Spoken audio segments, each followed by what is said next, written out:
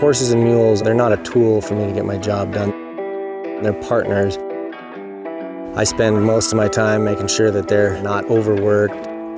We're all here trying to take care of each other and be decent partners to each other. We've got Rory. We call him a Houdini. He's incredibly good at untying himself. And the fun thing about Rory is that he generally won't escape on his own. He'll jailbreak one of his friends out that he has a partner to escape with. We've got Duke. He's been around the block many times. He's kind of getting close to retirement. He's been on these trails a lot, and so Duke has kind of figured out a few tricks to keep himself pretty comfortable during the day. But mostly he just likes to catch a bite of grass every chance he gets. Carla also has been with the pack string for a long time, and she's kind of our main solid mule. If some younger mules are kind of getting into some shenanigans on the trail, she'll lay her ears back. She's a better trainer of mules than we are. She just lets everybody know they need to stay in line.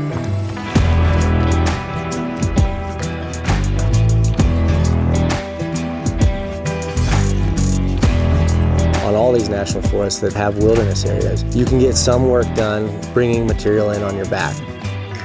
But there's some management that would be very difficult for us to do unless we used helicopters or other things that are prohibited by the Wilderness Act. A pack string is generally the best bet.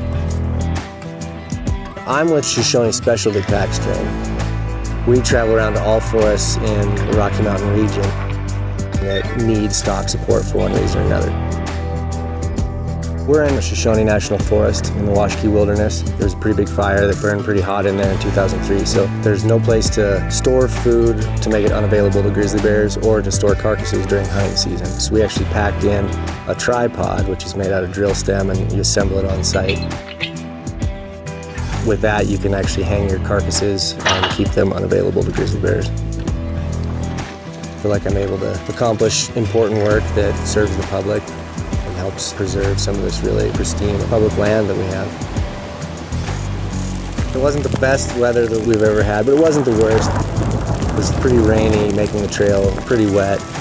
By the time we got in and found a place to camp, it was a pretty late night. And then today we're over in Fales Fork. We're trying to keep the structures inside wilderness to a minimum. We essentially find two trees that are far enough apart, and we actually climb the trees.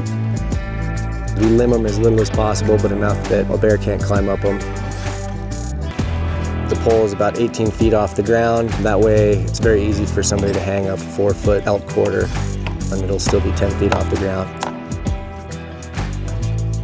Getting into Boulder Basin, it's 12 or 13 miles inside the wilderness area here. To get there, you have to go up about a 2,500-foot ridge. It's very steep. We make a point to train our horses and mules very well before we get them into those high consequence spots so that we can trust that they'll be able to handle it.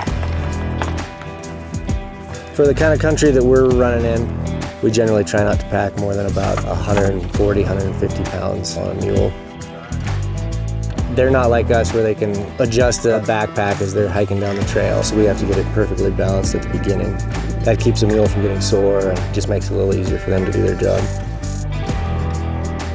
There's just a huge amount of need for stock to pack in gear and supplies. So whether they're needing a bridge packed into wilderness or a downed airplane packed out of wilderness, without the pack string, I don't know that we could do a good job of managing wilderness areas and make it better for the public that we serve.